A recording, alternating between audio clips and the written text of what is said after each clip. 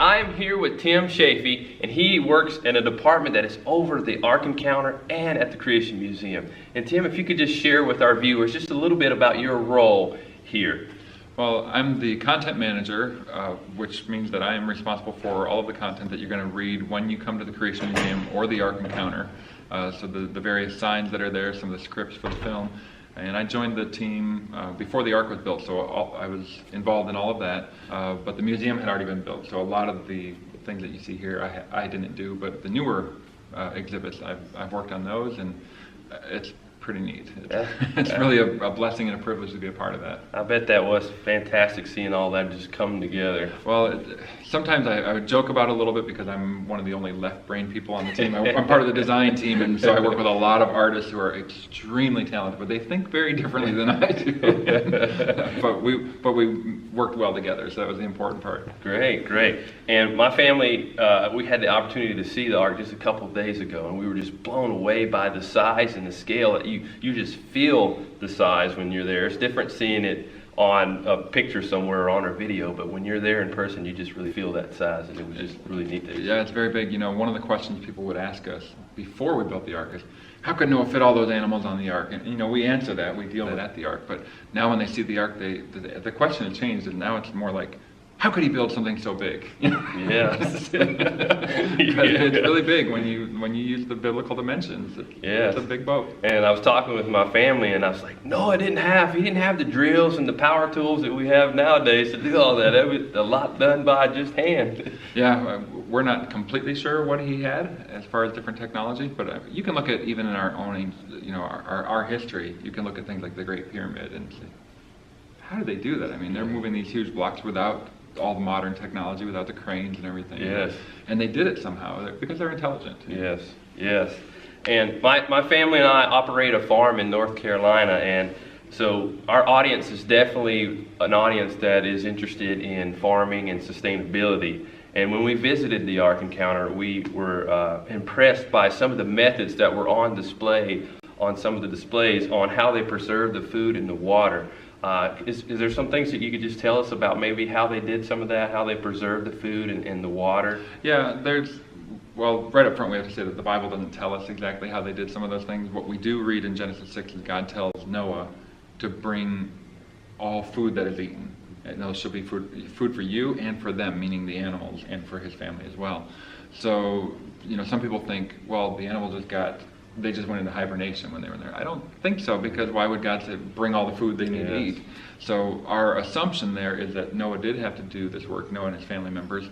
They had to provide for the animals. So they had to prepare and store up all that food. And same with the water, for drinking water, also for cleaning out stalls or anything else they may have had to do. So that was our assumption going into it. And then from there, it was how can we use common sense methods and mechanisms to help them achieve that. Because sometimes we tend to think, well, how could one person do all? Well, it wasn't one person, it was 8. Yeah. How could 8 people do all of this? Well, simple machines, simple tools, anything that you can automate in some way would be helpful. And so we came up with some common sense solutions for that. Whether they did it that way or not, it's hard to know. But there was a real helpful book that was published in the 1990s by John Woodmarap called Noah's Ark: A Feasibility Study. And in that, he had gone through just about every question you can possibly think of for the Ark. How did they get proper lighting? How did they get proper ventilation? How did they how many animals had to be on there? How did they feed all of these? How could they do all of that? So that's we used that to some degree, and then we also came up with some of our own ideas. Wow. And I think I've seen some, I guess when you put some of the days together, what was it? Noah was on there, over a year? About a year. The flood started on the 17th day of the second month of his 600th year, and it ended, or they got off the Ark the 27th day of the second month of his 601st year. So a year and 10 days. We don't know the exact length of the year at that time that they used, which calendar they used, but yeah, they were on there for about a year, so they had to have enough water and enough food for all of that. And there's no indication in Scripture that God says, here's how long you're going to be on the Ark, so you need to have this much food. Our assumption is okay, here's how many cages we need, here's all the animals, here's how much space they take up, fill all the rest of it with food. And we did something with the water where we talked about the possibility of them collecting rainwater from the roof. And we even calculated how much would they need and how much rain would you need in order to keep these cisterns full. And you only need 1 inch of rain per week, which is what Kentucky gets on average, which is where our Ark is. So you need 1 inch of rainfall per week in order to keep those cisterns that we show, keep those full. Whether or not Noah did it that way, we don't. We just don't know, is what I say. Yeah. But that's just neat that they were basically off the grid. They were sustainable, self-sustaining for that year time period. That's just amazing that they were able to do that. But that was just neat. And speaking of just food, and since Noah's diet was most likely primarily a vegetable-based diet, what were some of the foods that you would maybe speculate that Noah would have eaten and his family would have eaten? That's a tough one for a carnivore like me. Me too. Genesis 9:3 is one of my favorite verses. How you can eat meat. Yes. But yeah, before the flood, in Genesis 1, God gives the command to Adam and Eve to eat vegetation. And it's a little bit tricky because he doesn't say, the command isn't don't eat meat. The command is here's what you shall eat, the fruit and the seed-bearing plant. So could he even eat animal byproducts? Could he do honey? Could he do milk? Could he do... I'm not sure, because it wasn't that God was giving him a negative, don't do this. It was, here's what you can eat. So that's a little bit tricky as well. Yes. So there's different, even today there's all sorts of foods available for people who have a vegetarian diet. Yes. And so that's what we portray at the Ark, is we show them with a vegetable-based diet. I don't think there'd be a lot of fresh fruit for them on the Ark. Maybe right at the very beginning they could have it, but fruit doesn't keep very well. Yes. Some of the, root vegetables, those can keep a lot longer. So we show several of those up in the living quarters, but even those I don't think would last the entire time. And so one of the things we did is had a garden on the Ark near the center shaft, which we call the light well, that maybe once the Ark came to rest after roughly 5 months, they could open up some of the top, get some of the lighting in there, a little more lighting and fresh air, and at least grow some low light level plants to help supplement diet. But other than that, they may have been eating things that had to keep for a long time. Yes. But that display is neat. We actually saw that when we were there, and that was probably my favorite part of the Ark. Outside of experiencing the size and the scale of it, just to see the area in their living quarters where they had their food is really neat how that was put together. In addition to farming, I've been involved in the fitness industry for 15 plus years. But once I started getting in farming, I noticed how physically demanding and physically active you have to be in the farming lifestyle. And I couldn't help but think of that when we were on the Ark, just thinking of the physical demands of being on the Ark, of managing and working on the Ark.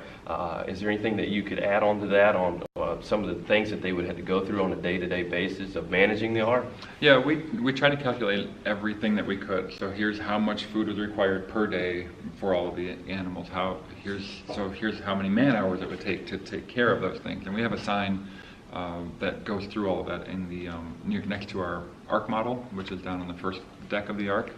So it shows some of those, the breakdown of some of those things. But you're right, it's physically demanding. That's why the characters, when you see them, they look physically fit. Most people, when they think of Noah, a lot of times they might think of a real old guy that kind of looks feeble, but he just built an Ark. I mean, I know 600 years old, that sounds really old to us, but if you think about it, he still lives 350 more years. So it's sort of like a guy maybe who's 60 today. Yeah. You can be fairly fit at 60. My dad's in his low 70s, and he's as good a shape as me, or if not a little bit better. Yeah.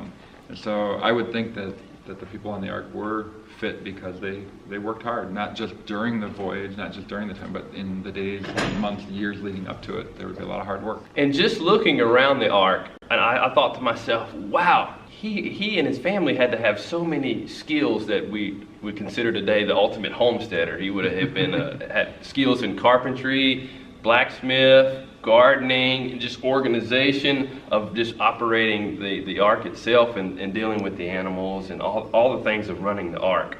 How would you speculate that Noah may have acquired many of these skills, or his family? Well, there's a few things to keep in mind. I mentioned a little bit ago he was 600 when the flood began. And sometime before that, God told him to build the ark. We estimate, maximum 50 to 75 years before that is when he was told that command. Because when God spoke to him, it sounds like his sons were already grown up and married. Because God says it's going to be for you, your wife, your sons, and your sons' wives. So it seems as if he had maybe 50 to 75 years as the maximum time period to build. So that means he's living over 500 years before God even says that to him. And one thing that we know, and I think anybody who's been a Christian a long time can attest to, God prepares his people to do his work even long before you even know why. He knows, but you may not know. I mean, for me, I've always had a fascination with the pre-flood world. I did my THM thesis on a subject related to the pre-flood world. For years and years and years, I've read novels about it. So many things that I've been fascinated by. And then I had no idea I was going to be doing this, the role that I do. But God did, and he was preparing me for that. And so I was asked to write a backstory for Noah. How could he have acquired the necessary skills, leadership to lead some sort of team, the carpentry or woodworking skills, the growing the plants, the animal husbandry, all those different things that he must have had, or not just Noah, but his family members may have had. Yes. And so we did an exhibit called Who Was Noah? And in there's a little sign that says artistic license, one of the first things. Because the Bible didn't give us all these details, but it does tell us he was able to do everything God commanded. So I think when God said Noah build an ark, I don't think it was the Bill Cosby routine where Noah's going, what's an ark? What's a cubit? I don't think it was that. I think Noah said, I can do it. How big? Yeah. What do we need to do? Yeah. And so based on that, our backstory has Noah being a shipbuilder from a young age. Somebody who has always been interested in woodworking and carpentry. And so that little story shows him that way. And I think that's a new thought for a lot of people. I think a lot of times people picture Noah as being like a farmer or maybe an itinerant preacher that goes around. I think the way the world is described in Genesis 6, it would be hard to make a living as an itinerant preacher at that time. And in fact, next to impossible. Yeah. And so that doesn't make a whole lot of sense. And the Bible says in Genesis 9 that Noah became a man of the soil. That's after the flood. Yes. So prior to that, he probably was not. So what was he? Well, perhaps a shipbuilder. And so did he have to have the expertise in animals? Not necessarily. Maybe his wife was an expert in that. Maybe one of the sons was an expert in that. So we show Ham is the one who's in the little blacksmith area in the ark. We show Japheth in the woodworking area. And what we did is we took the skills that we know that Noah must have had and divided them up among the three sons. And then we for their wives, we gave them characteristics and skill sets that were complementary to what the sons had. So again, artistic license, we don't really know for sure, but it's something that makes sense. And one of the things that I kind of get discouraged when you're on a homestead and you just don't know all the things that you should know. And even in that, you said 500 years or so that he was alive, he would have just picked up on little things as he was going into his life and acquired these knowledge and skills. And well, if you think about it, how long does it take to get a PhD today? I mean, you can be in a program for years and years, but how many different ones could he do? He could work at this for 100 years and then master that and then work at something else for 50 years. And so he had a lot of time to develop certain skills. And we believe people were more intelligent at that time too. Yes. On our farm, we raise chickens and ducks, and we also raise cats and dogs. And one of the things that intrigued me of looking around the ark was the systems that Noah had in place on the ark for actually feeding the animals. What would you say about how they had these systems? Are these things that based on some research and putting these systems together? Well, when you first walk into the ark on what we call the first floor show, you see a ton of cages all lined up, and we call them apartments. They're set up in these racks where all of this is for the smaller animals. So anything which is roughly 10 kilograms or smaller, which 85% of the animals would have been. We tend to think of the ark animals being these huge animals, but the vast majority of animals are very small. And so they're almost designed like a hamster or gerbil cage in some way, not the look of the cage, but they have a feeder on the outside that you can put the food in. They have a tank for water on the outside that you can put that in. And they don't need to be filled every day. These little critters don't eat that much and drink that much. You can fill them once a week maybe, and then they're going to be good to go. So that reduces the amount of man hours. People, when they hear 7,000 animals, that's our 6,800 is our maximum estimate, and probably much lower than that. When they hear that, they think, well, how could 8 people do that every day? You don't need to do it most days. Yeah. You have to. Some of them, the bigger ones, you're feeding a couple times a day, but the little ones, you fill their tank and let them go. Yeah. And then they also have like slotted floors, like a bamboo flooring. So when the animal goes number 1 or number 2, it drops down to a ramp and then goes down to this middle column that goes all the way to the bottom. And you just clean out the very bottom. So you don't have to go through every single couple of days and clean out these cages. And so just some common sense solutions for how they may have done things and taken care of those animals. It's neat because the feeders and waters that we use today aren't much different from the ones that were on display of the Ark. They look. I was telling my wife the water and feeder that we use there on the farm are basically. I'm following what Noah did. Well, and that was, I think some of that was inspired by the book I mentioned, by the feasibility study. And what he did is he looked at, 18th century farming techniques. So it's before you've got everything powered. Yes. And how could they provide for things prior to that time? And there's no reason to think that Noah wasn't capable of having similar, if you want to call it technology, even though it's not very advanced. Most people aren't really familiar with the story of Noah, and they're not familiar with how the nature of the animals were very different than the animal nature is today.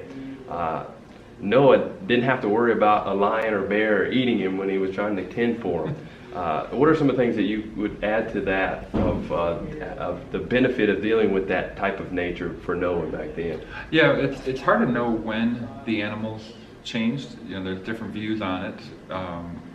When God curses the serpent, he says, "Cursed are you more than the other animals." And some people think at that time all of the animals changed, but the serpent would change more.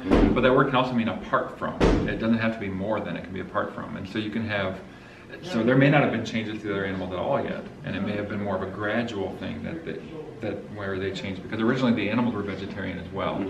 Genesis 1:29 and 30 tells us, Adam and Eve, you're going to eat plants, animals, you're going to eat plants. Yes. So when did that change? Well, probably changed prior to the flood, because we find in the fossil record, in the flood layers, animals with other animals in their stomach contents. So it seems as if there was carnivory taking place. The Bible talks about how all flesh had corrupted its way on the earth. But even if you had a carnivorous animal, let's say the cat, okay, let's say that prior to the flood it was carnivorous, it doesn't mean that every single one of the cats was carnivorous. It doesn't mean the ones that God sent to Noah was carnivorous. And so God's the one who sent the animals. He could have sent ones that were not. And even in our day, there's been a lion his name is Little Tyke, that never ate meat. And it lived to the age it was supposed to. It was healthy the whole time. So people can look that up. Little Tyke is the name of a lion that never ate meat. And so there's animals that can do that.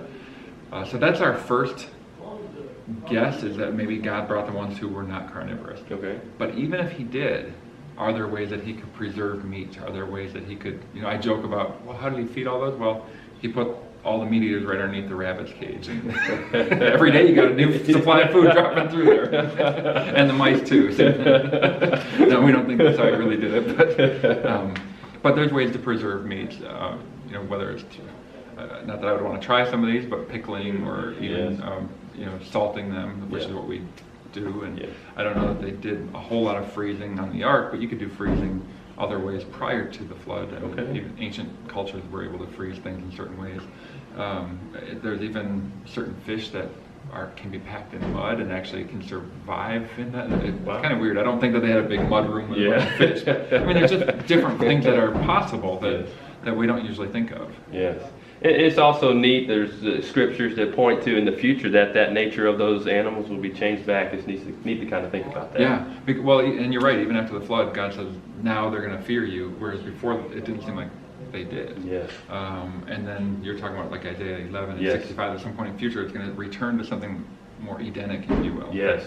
Yeah, that'll be really neat. Yes, it will. The wolf will lie down with the lamb. Yes, exactly. And the lion and the ox, and so the lion will eat straw like the ox. Yeah. No more of our kids are being afraid of playing by the viper's hole. That's right. Yeah. My wife will still be afraid of them. Yeah. So my father-in-law, he's not a big snake. I still won't like spiders. Well, Tim, I want to thank you for spending time with us. Is there anything that you would anything else that you would just like to share and let our viewers know about? Or? Come to the Ark and to the Creation Museum, check it out. Like you said, it's huge. It's really big. But more than that, it's what we wanted to do is show people that the Bible's history is true, that it's trustworthy, that yes, they really could build something like this, and yes, something like this really could float, and you could put all of the animals that were required on the ark. You know, people will always say, how could you fit millions of species? You didn't need millions of species. Okay, when they throw that number out there, that's including every single insect, every single water marine creature, every single microorganism, and things that he didn't have to bring, and that includes all the plant species as well, which he didn't have to bring all the plant species.